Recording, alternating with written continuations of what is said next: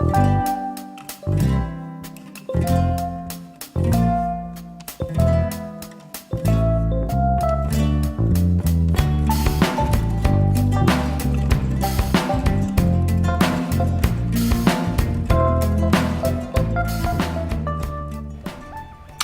this is Jim from RV4x40.com.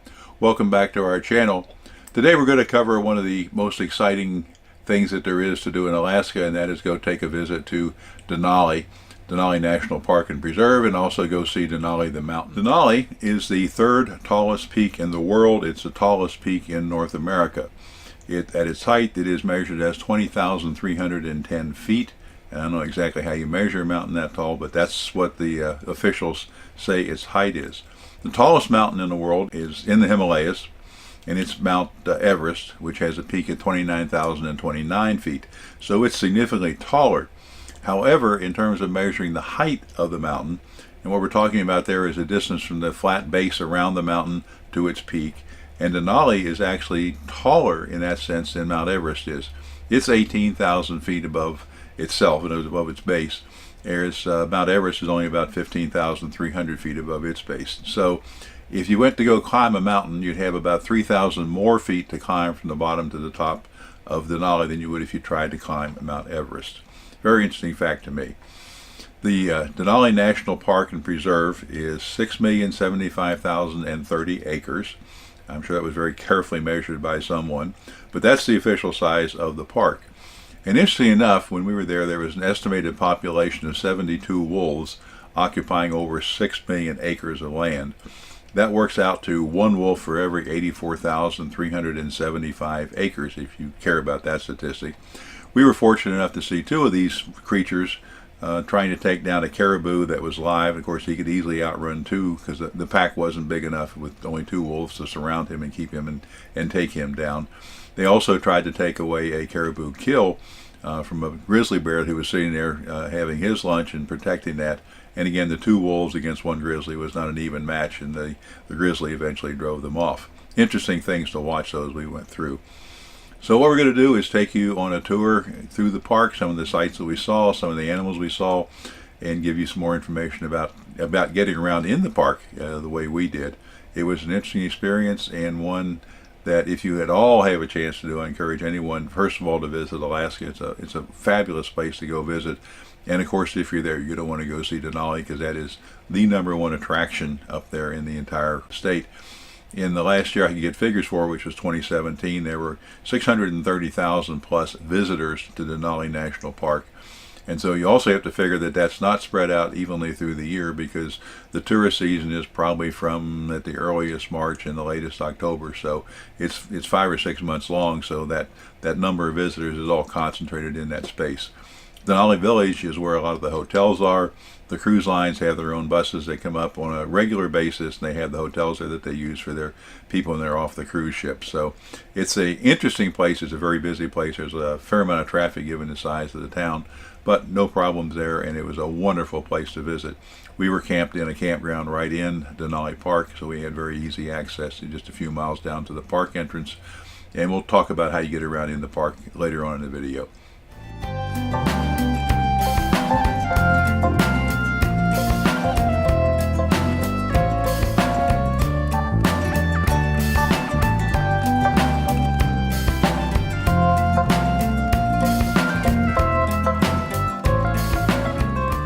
Every place you turn in Alaska, there is just absolutely beautiful, magnificent scenery.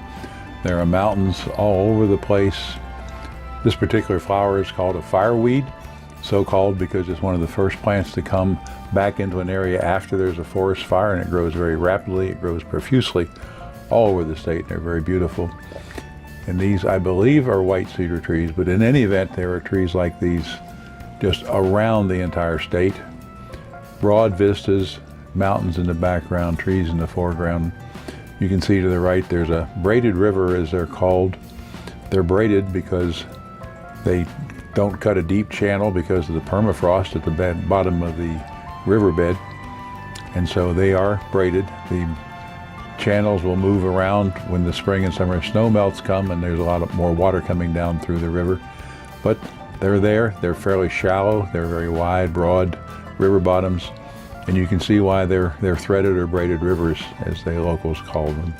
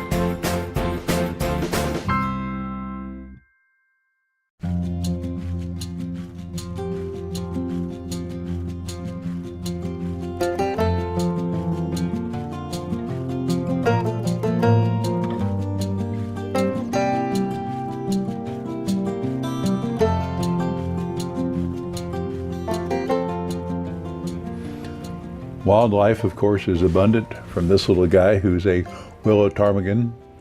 And then this little guy is actually known as a McSnack by the locals. It's a Alaskan brown squirrel, and they're scurry around all over the place, provide a lot of actual food for the higher order mammals on the food chain.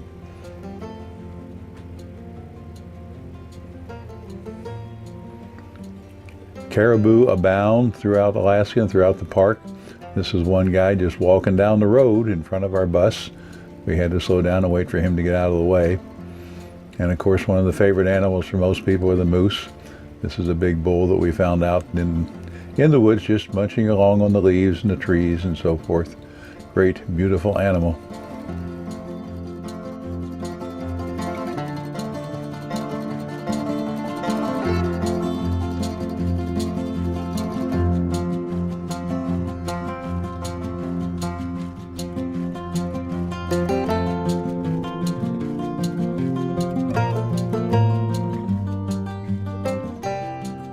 These are doll sheep. They're in the mountainous part of the area.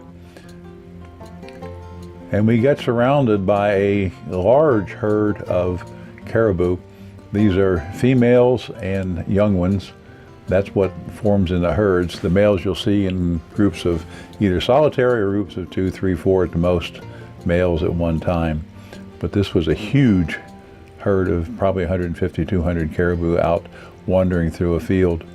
There was a group that was on a hike that ended up being very close to them, not intentionally because the herd came along and they were on their hike, but they had a really first-class view up and close to this herd.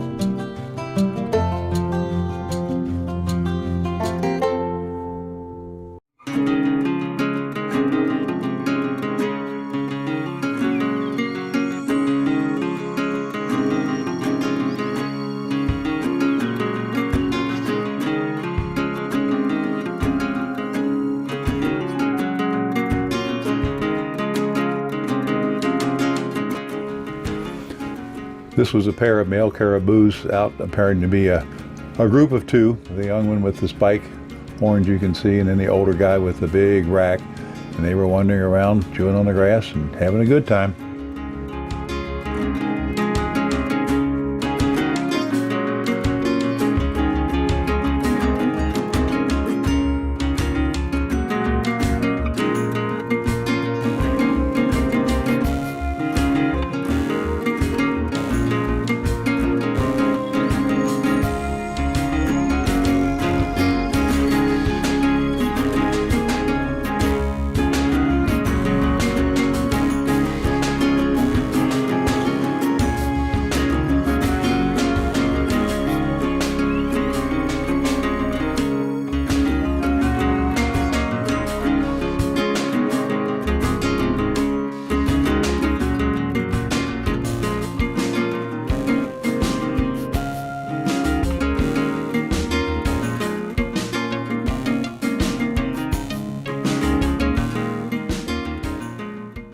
You do have to look close sometimes because the animals will hide back in amongst the trees and bushes. And if you're patient though, they will come out and you'll get a good shot at them pretty soon.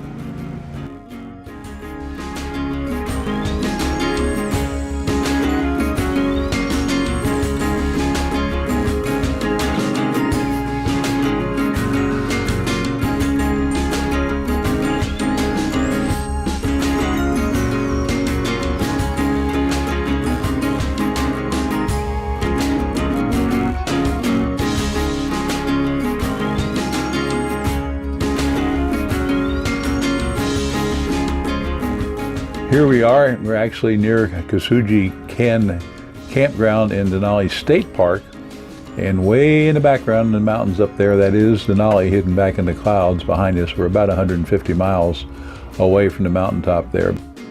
The park has one paved road. It runs from the park entrance 92 miles back in, and the buses are a fee. You pay to get on them. You can ride them, stop at various points along the way.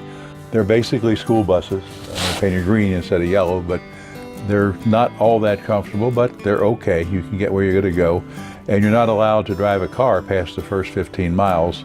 That much is paved, but beyond that point, private vehicles are no longer allowed.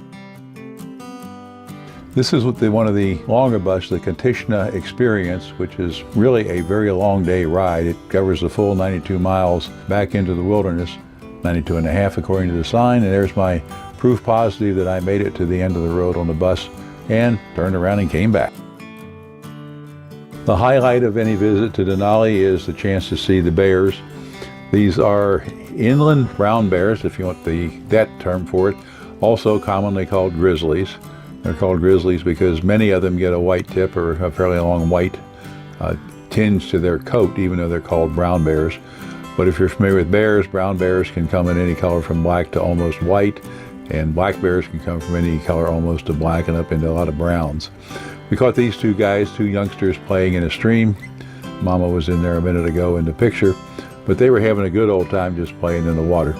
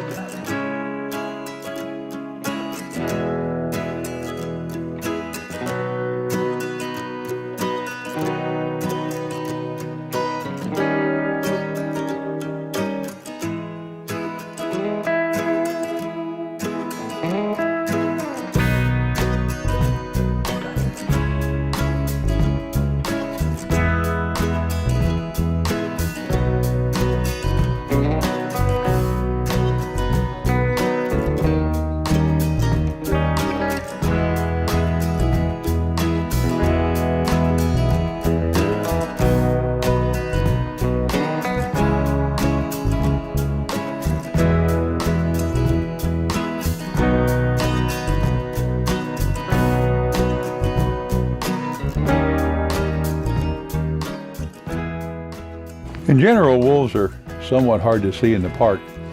The last number I found for 2017 was there were about 72 wolves counted in the 6 million plus acres of the park. And that gives you about one wolf for every 83,000 acres or some such number. And so seeing two of these guys was a treat. They were walking down this riverbed towards a caribou who was sunning himself, and they would keep approaching him, and then he would jump up and run away a few hundred yards or whatever, and then they would stop, but he was very alert to what they were doing around him. They were just not able to do anything. Two wolves against a caribou who can run a lot faster than they can. There's just no way that they're going to do anything with him. Normally it would take a pack of 4 or 5 to be able to surround a caribou and then trap him and then take him down that way. But he ran off, and then the two wolves turned their attention to a grizzly bear. The bear was sitting on a previously killed caribou.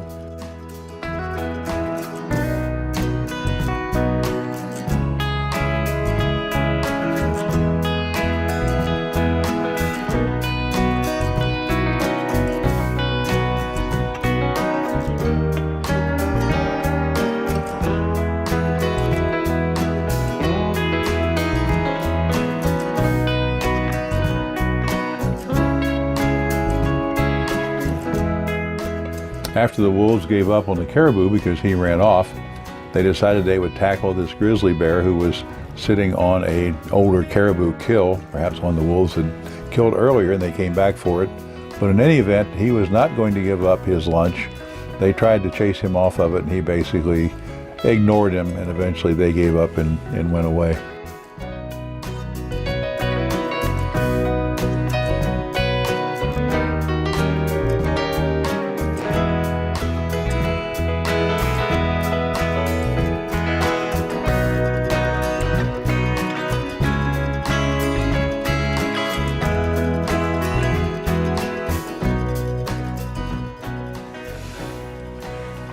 Here's a big old grizzly we found out in the middle of a field, most likely working on his lunch. Bear's normal food in this part of Alaska is berries, roots, grubs, perhaps a moth or something like that. They can catch an occasional ground squirrel, but they're also good scroungers. They will go after a kill that another animal has made. Typically, perhaps that pack of wolves might take down a caribou, and then they will eat part of it and leave it, and that's not really wasteful, because other animals like this bear might come along and decide, okay, I now can get a free meal here, and they will eat the carrion lying on the ground like that. Here we found another bear, a mama bear with 2 yearling cubs. They're pretty good sized, probably close to the point she's going to run them off. They stay with the mother for 2 years, and then they have to go off on their own.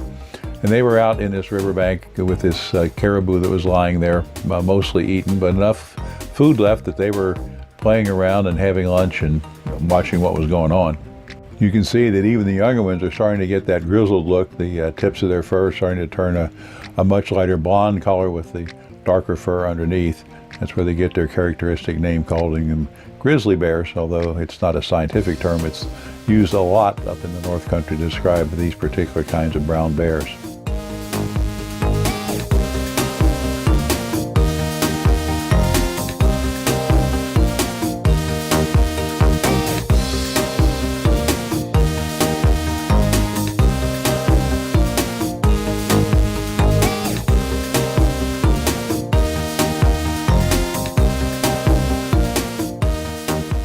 You will see these bears start to look what is upstream to the right in some of the pictures as we go through here, and you'll find out why in just a minute, but they're getting very attentive to whatever is happening up the river from where they are.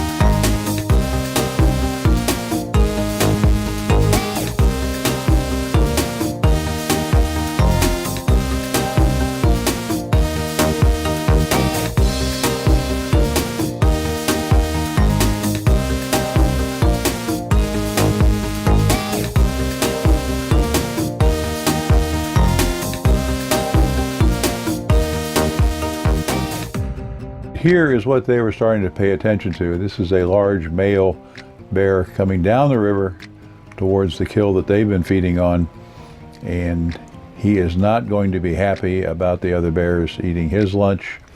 And more importantly, and Mama Bear is going to know this, if he gets close, he will probably kill the cubs and possibly her as well.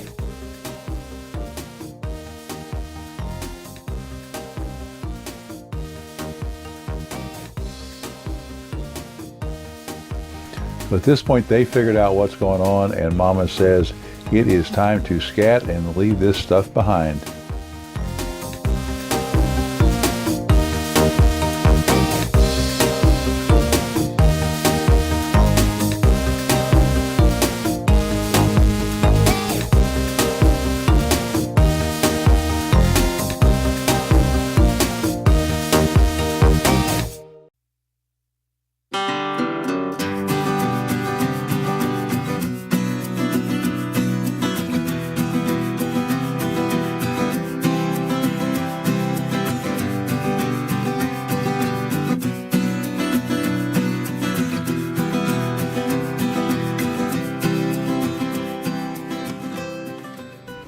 And Papa Bear has figured out there is somebody else eating the kill that he's coming back to finish feasting on, and he wants to get them the heck out of there. So he's skedaddling down the riverbank for all he's worth.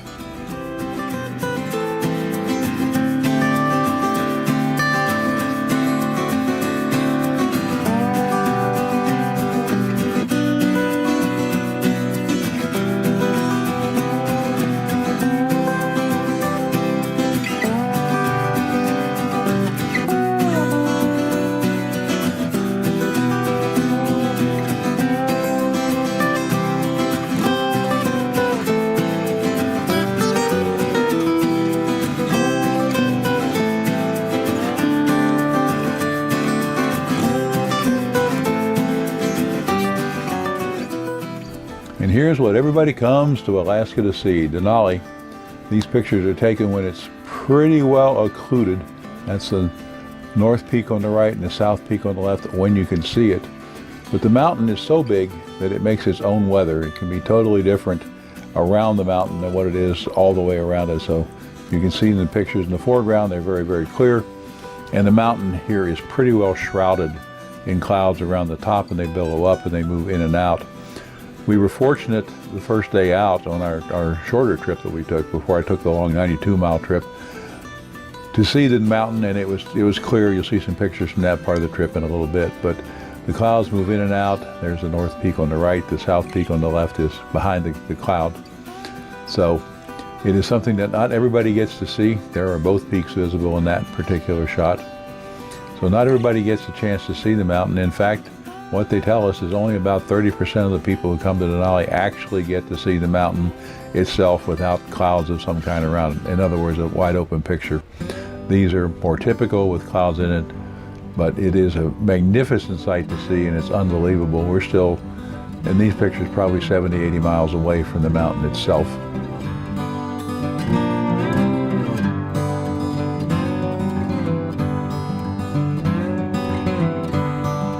And there's a fairly clear shot of the mountain. You can see the more curved, more domed South Peak, and the North Peak is a little bit more pointy. But this is a absolutely beautiful viewpoint. If you get to see this thing like this without the clouds in front of it, it's just totally awe-inspiring. You realize this is the highest land-based mountain in terms of distance from the base to the top of any mountain in the world. And some would say it's the biggest mountain in the sense that there is more cubic yards or miles or whatever of granite and rock in this mountain than even in the biggest mountains elsewhere.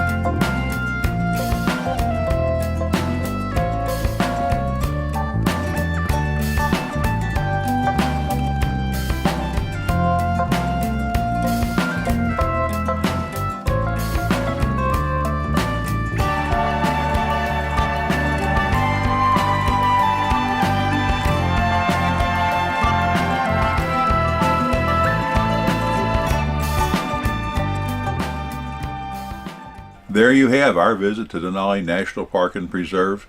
Again, it was an absolutely wonderful experience.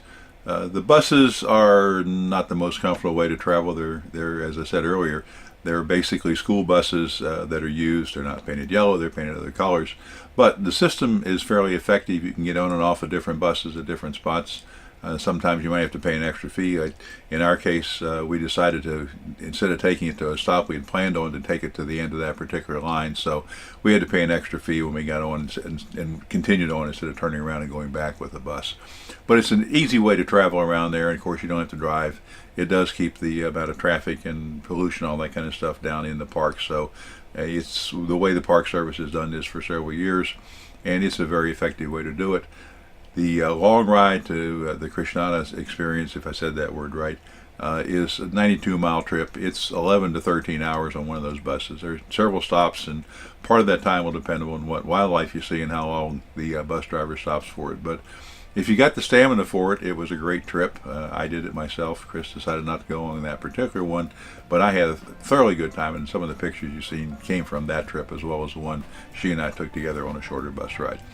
In any case, I hope you've enjoyed this video. I hope it gives you some ideas of things you might experience going to Denali National Park and Preserve in Alaska. In the meantime, I hope you're having a great day, and if you're traveling around the world, I hope you will keep her between the ditches as you join us on the highways and byways of America. If you like the video, please give it a thumbs up. If you want to see more videos when they come out, hit the subscribe button, and our friends at YouTube will send you an email when we publish a new video. Thanks for watching. Have a great day.